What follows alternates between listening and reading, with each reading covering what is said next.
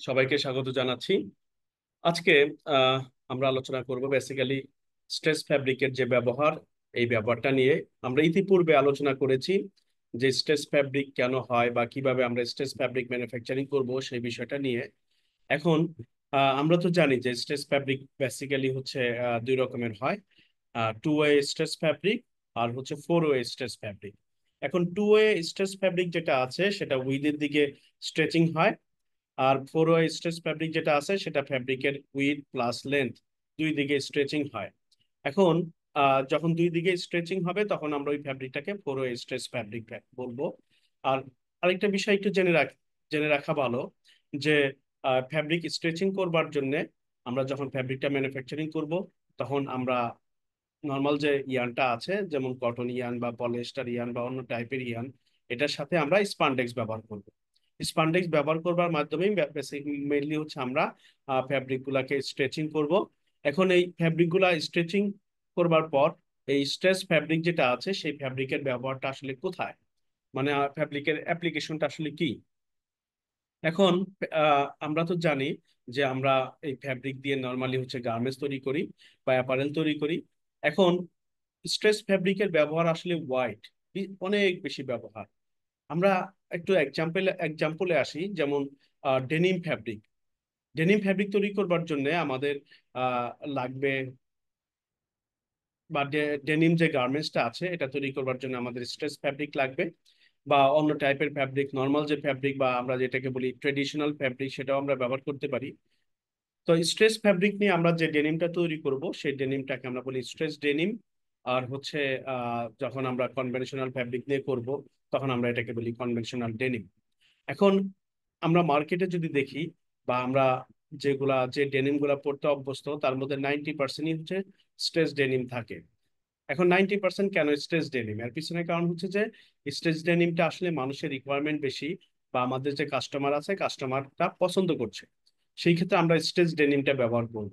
এখন denim fabric, denim যে গার্মেন্টসটা আছে বা ডেনিম যে অ্যাপারেলটা আছে, তো এটা তৈরি করবার জন্য আমার স্ট্রেস ফ্যাব্রিক খুবই গুরুত্বপূর্ণ, বা আমরা প্রচুর পরিমাণে এই ফ্যাব্রিকটা ব্যবহার করছি। এখন আহ তারপর হচ্ছে অ্যাপারেলের অন্য বিষয় যদি বলি, যেমন টি শার্ট বা অন্য ধরনের টপস, এগুলোর জন্য কিন্তু স্ট্রেচ ফ্যাব্রিক প্রচুর পরিমাণে ব্যবহার হচ্ছে। এখন যখন এই টি শার্ট বা টপস এগুলোর জন্য আমরা স্ট্রেচ ফ্যাব্রিক ব্যবহার করব, এর পিছনে কারণ হচ্ছে যে স্ট্রেচ ফ্যাব্রিক অনেক অনেক বডি ফিটিং হয়, প্লাস কমফোর্টেবল হয়। আমাদের এখানে যে ইমেজটা দেখতে পাচ্ছি, এই ইমেজের মধ্যে কিন্তু স্পষ্ট খেয়াল করা খেয়াল করছি আমরা যে এইখানে যে টানলে এই ফ্যাব্রিকটা বাড়ছে, মেনলি হচ্ছে এটাই স্ট্রেচিং বা স্ট্রেস। আমরা এখানে একটু খেয়াল করি যে টানলে বাড়ছে, এটাই হচ্ছে স্ট্রেচিং। এখন একটু আগে আমি যেটা আলোচনা করেছি অলরেডি, যে ডেনিমের স্ট্রেচিং, যে ডেনিমটা আছে বা স্ট্রেচ ডেনিম যেটা আছে, এটা তৈরি করবার জন্য আমরা স্ট্রেচ ফ্যাব্রিক ব্যবহার করে থাকি। তারপর টি শার্ট টপস এটা করবার জন্য আমরা হচ্ছে স্ট্রেচ ফ্যাব্রিক ব্যবহার করে থাকি। এখন স্ট্রেচ ফ্যাব্রিক ব্যবহার করলে আমাদের আমরা যে বেনিফিটটা পাবো সেটা হচ্ছে বেটার ফিট, মানে ফিটিংটা অনেক ভালো হবে।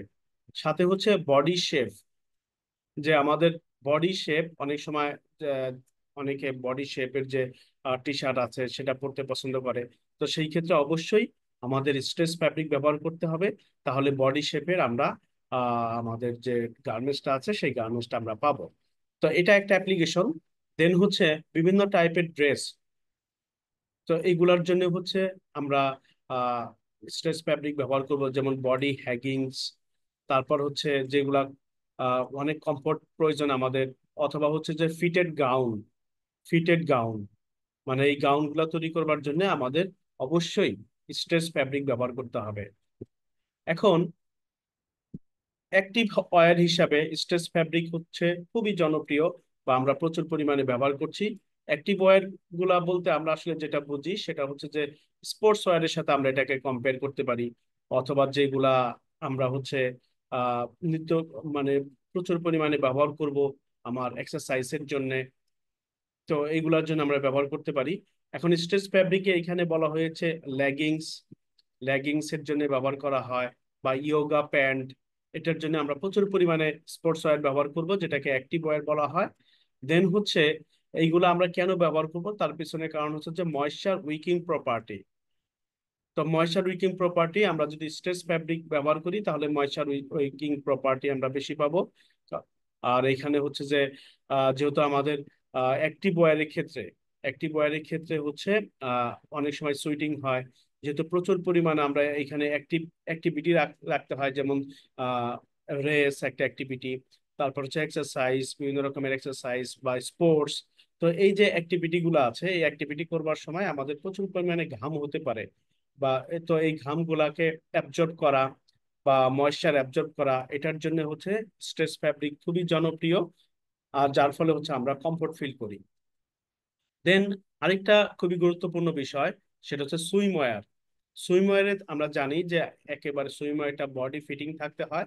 তো বডি ফিটিং থাকবার জন্য আমরা এখানে স্পানডেক্স ব্যবহার করব। এখানে আমি একটা এক্সাম্পল বলেছি, আমরা যদি একটু ভালো করে খেয়াল করি, এখানে বলা হয়েছে নাইলন বা স্পানডেক্স। তো নাইলন আর স্পানডেক্স এর ব্লেন্ড, তার মানে হচ্ছে নাইলনের সাথে আমরা স্পানডেক্স দিব। স্পানডেক্স এর ক্ষেত্রে আমরা অনেক সময় স্পানডেক্সটাকে ল্যাকড়া নামে চিনি।